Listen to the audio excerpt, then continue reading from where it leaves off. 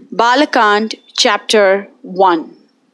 We are discussing the beautiful descriptions of Lord Rama's physical beauty as explained by sage Narada as a response to sage Valmiki's question, Eka Priya Darshanaha. Valmiki asked this question, is there one person who is so charming to behold that everyone in this entire universe is absolutely mesmerized by his beauty? And sage Narada says, oh yes, of course. How does he start off? Ikshvaku Vansha Prabhu Ramo Namo Janai Shritaha. The world has heard of the name Rama, who is the current king in the line of the Ikshvakus.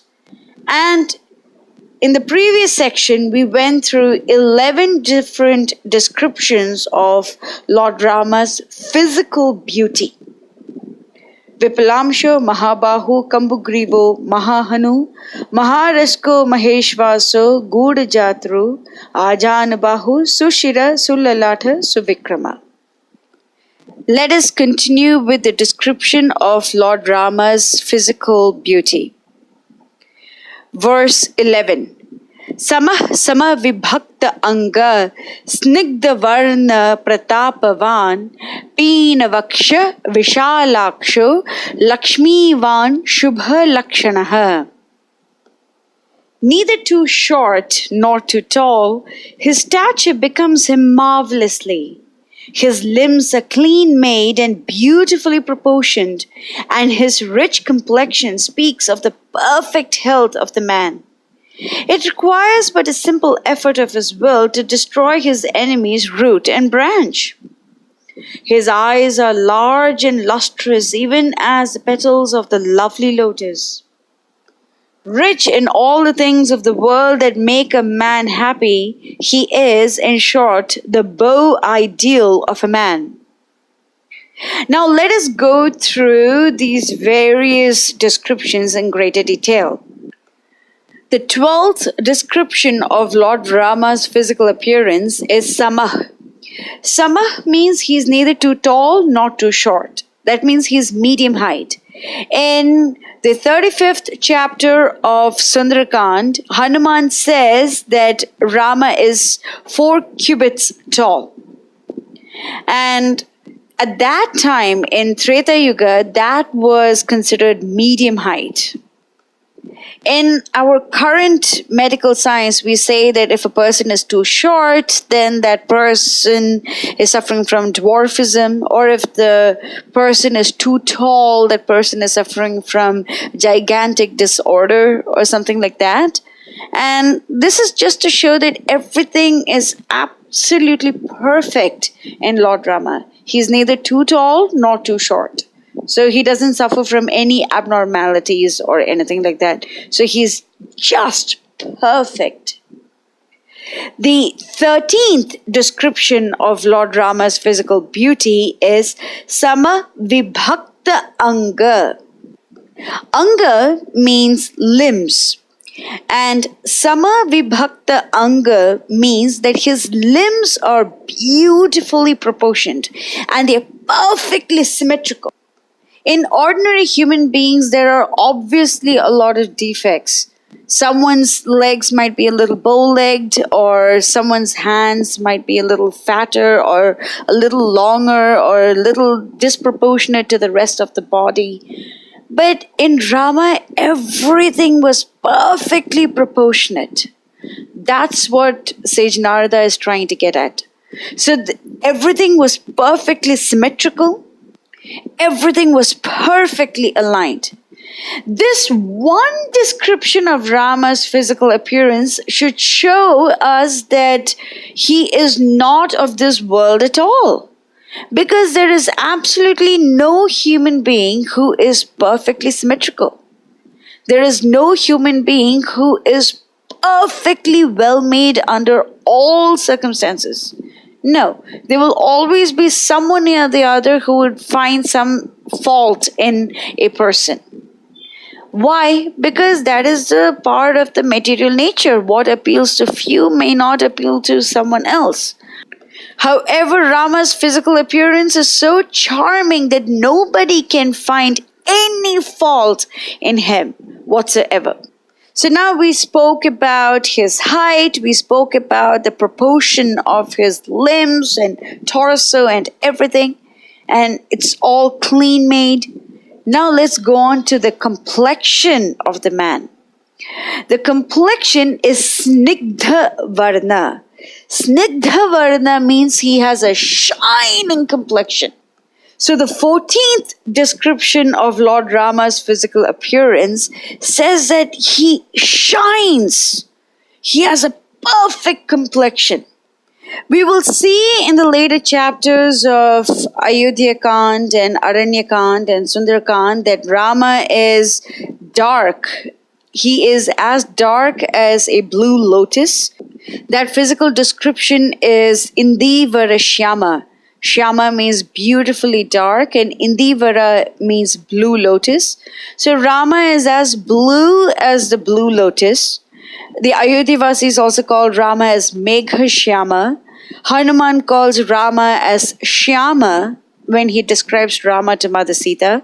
So Rama is dark, and over here we get to see that that darkness is not that dull dark.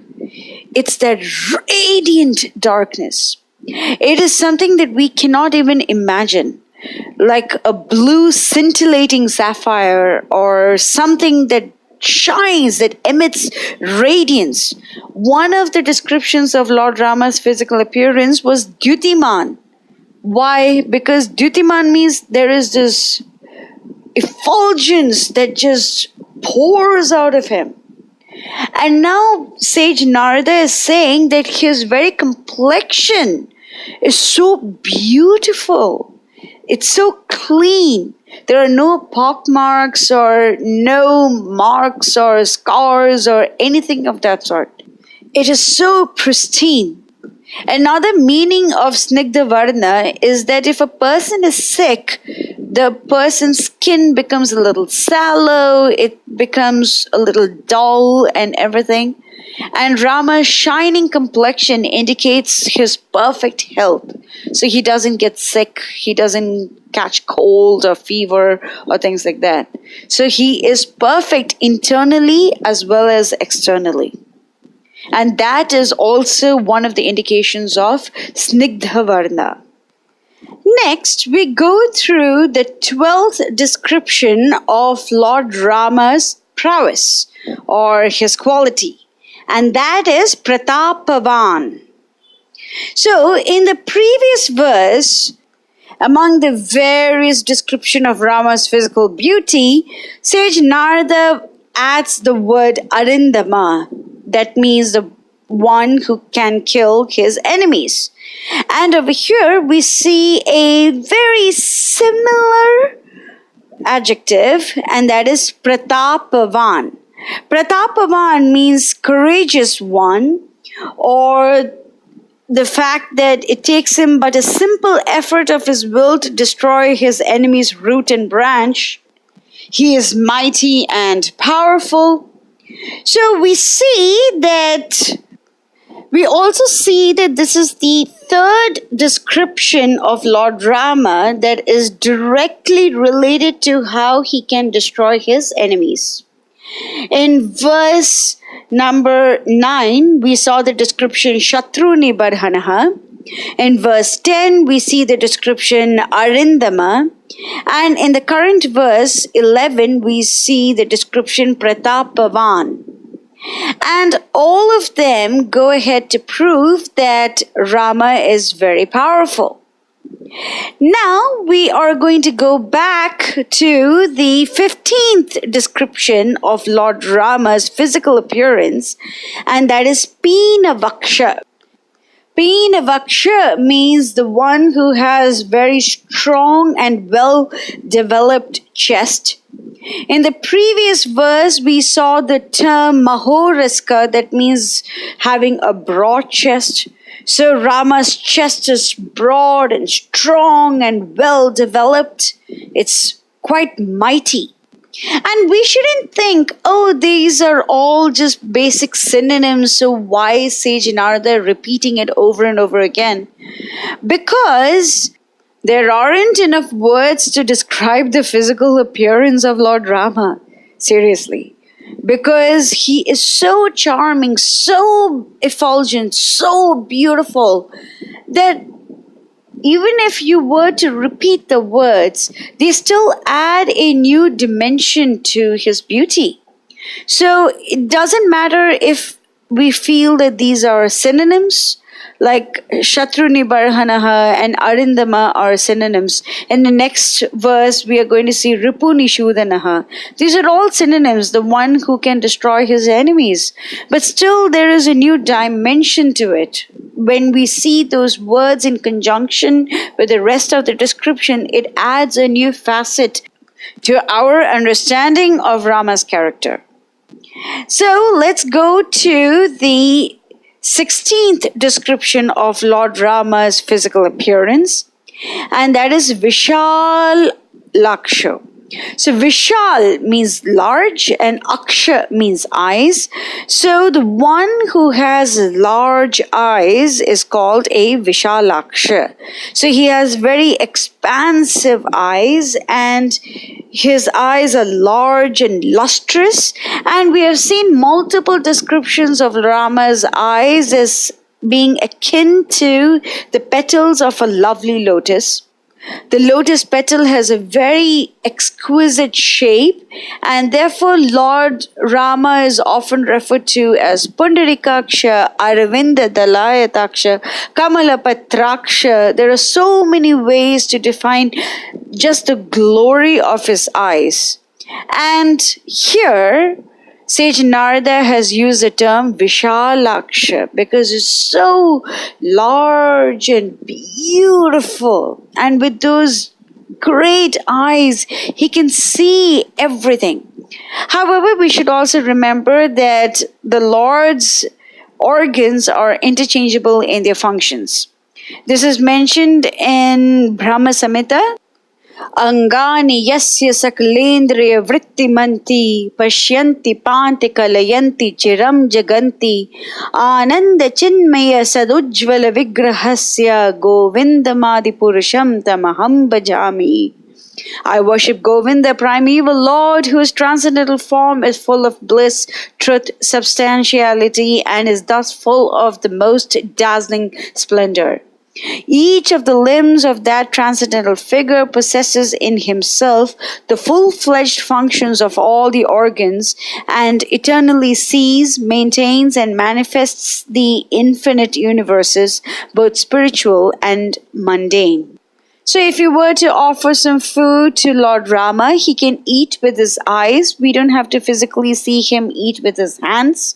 He can eat with his eyes, and then he gives back the food to us as his mercy, and that is called prasada.